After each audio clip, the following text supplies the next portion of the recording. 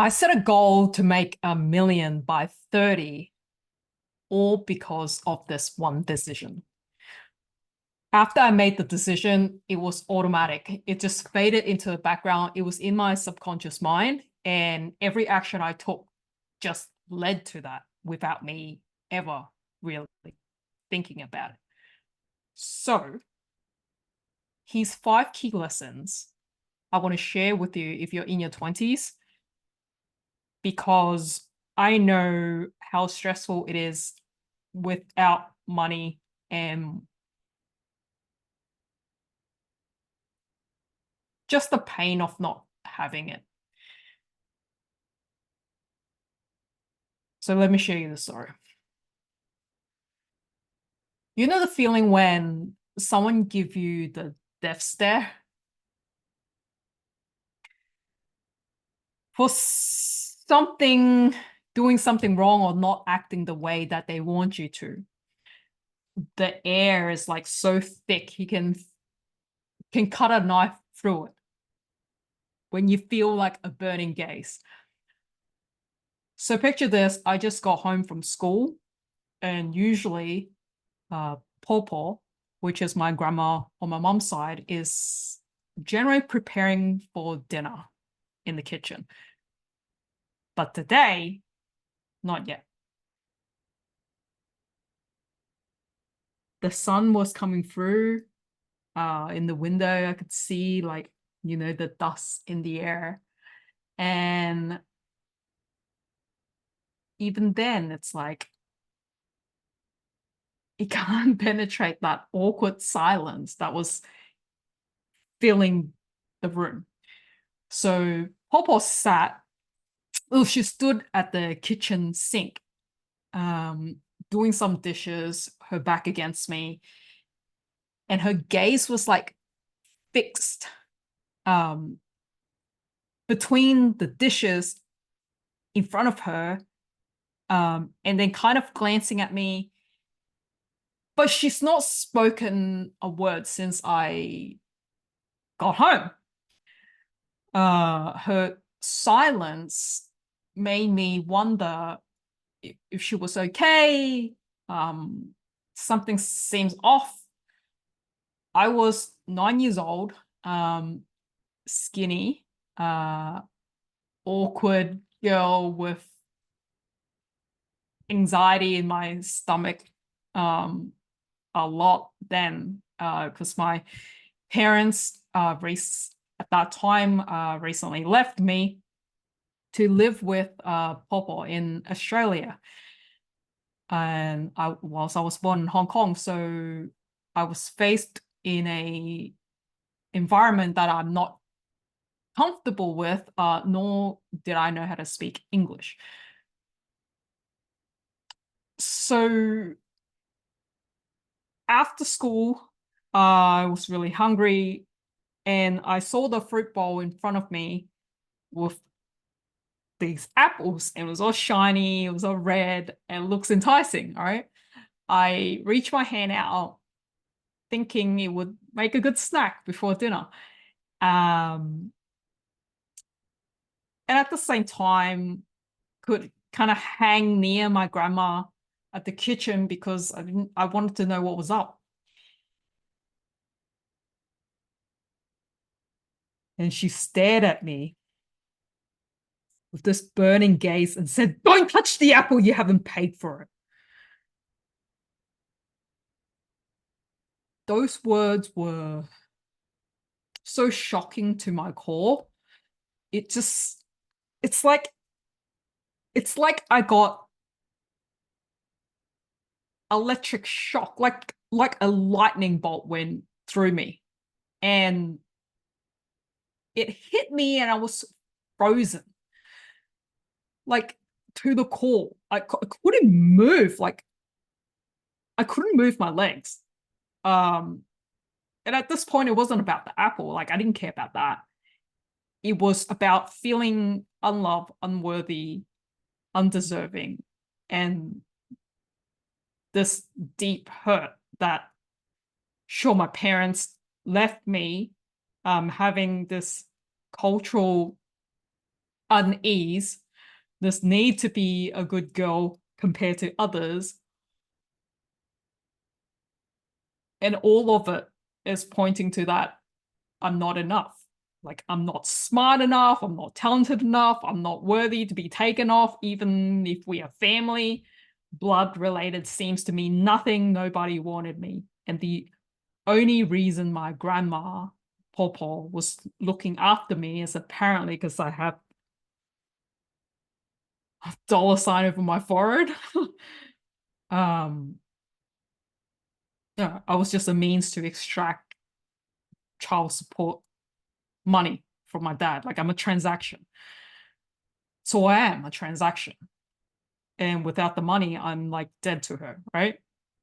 So that apple became a symbol of everything I lacked: financial security, love, acceptance. So I felt a useless existence. Like, I was powerless, trapped by my circumstances. And then within this pain in that moment, that's the decision, right? I've made. And that this is important. This is why I'm telling you the story. The seed of defiance was planted. So I vowed to myself with fierce determination that I would never be poor. I will be successful when I grow up. I will make a lot of money where no one will ever get to talk to me like that. Where money will never come between family. So I knew I couldn't make that happen until I became an adult. So the decision is I will be successful as soon as I grow up.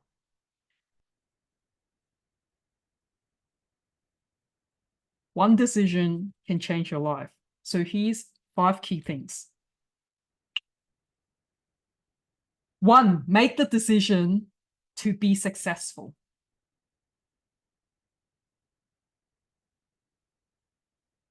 If you had pain, a burn like that, use it. 2, know why you want success. So I wanted success for money. Why do I want the money? For freedom. Freedom to do what I want to do without people having control over me, without people talking over me, without that. I wanted choice. I don't want to face that situation ever again. So the money will buy me freedom. 3, set the milestone of what success looks like. So for me, success looked like, well, I can't fail school. So it's like, I got to at least pass. That's success during my school, like primary school, high school. And this is when I'm just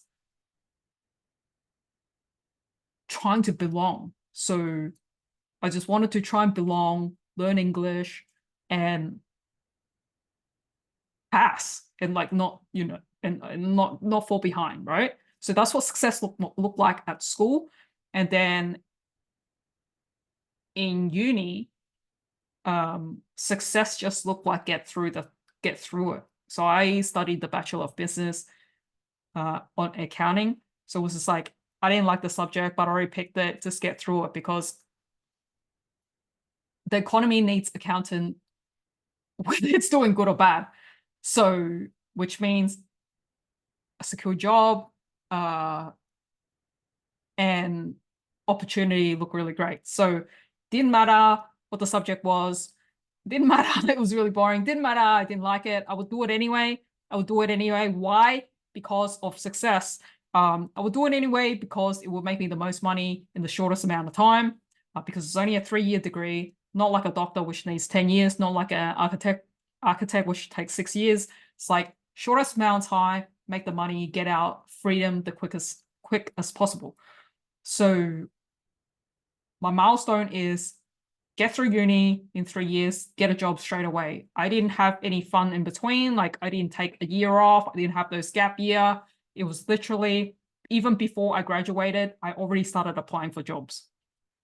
And I got a really high paying job. Why? Because I wasn't willing to tolerate a lower paying job, because I was focused on success and money. 4, invest in your soft skills. So even all through uni, I believe that the students that are of the highest mark, like the high distinction students, aren't the greatest students. Why? Because they're not well-rounded. They don't have good people skills. So just because you're good technically, just because you're good academically, you could be working, so an A student could be working for a C student. Because just because you're good, you can be technically good. Sure, you'll be doing hands-on nitty-gritty into the details. You're the analyst, you're not the manager, because do not have good people skills.